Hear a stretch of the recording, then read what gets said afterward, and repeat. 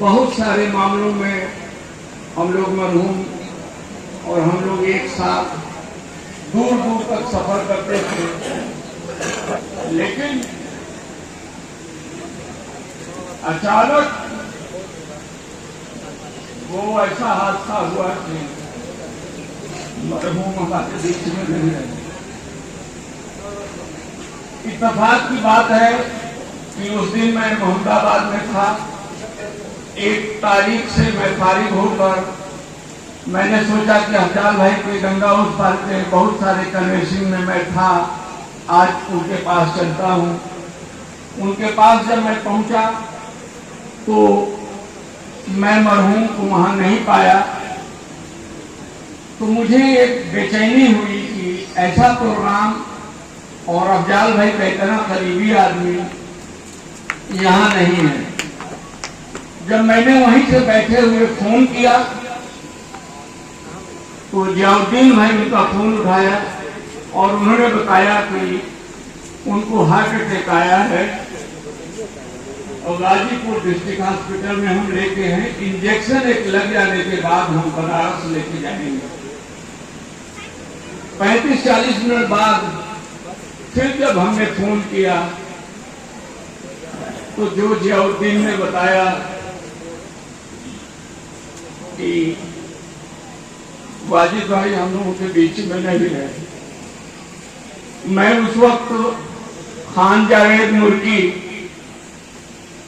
से मैंने कागज मांगा और उस कागज पर मैंने ये इतला लिख के दिया अफजाल भाई को कि ये साबिक प्रधान वाजिद सिद्दीकी का अभी हार्ट अटैक से इंतकाल हो गया। और वहां से फिर हम अफजाल भाई का प्रोग्राम छोड़ के फिर मैंने जियाउद्दीन भाई से राब्ता किया तो उन्होंने कहा कि हम लोग लेके चल दिए हैं, हम पकड़पुरा है। और बहरहाल कहने का मतलब यह है मेरे भाई कि वो इंसान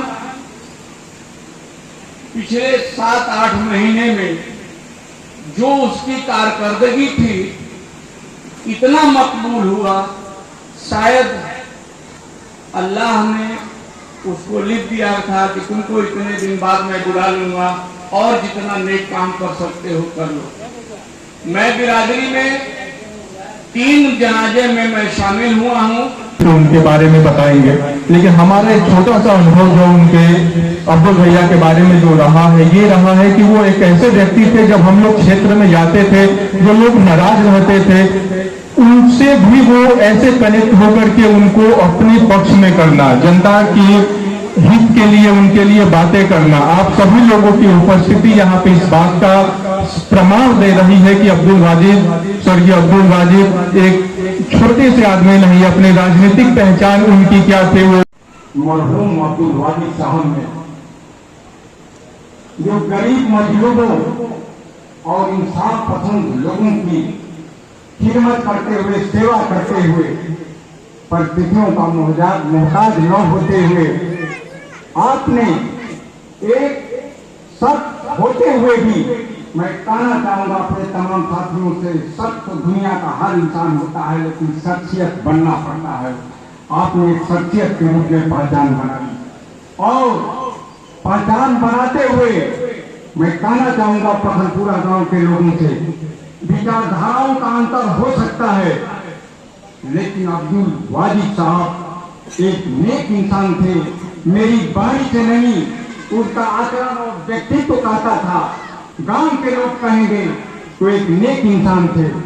मैं कहना चाहूंगा अबे हमारे छोटे भाई भावरपुर ब्लॉक के प्रमुख प्रतिनिधि वीरेंद्र यादव जी कह रहे थे, मैं उस जमात के लोग हैं कि कोई रिहाई को गले लगाता है, हम लोग सजा को उतनी मजबूती से गला लगाने का एक आदत बनाने वाले जमात के लोग हैं।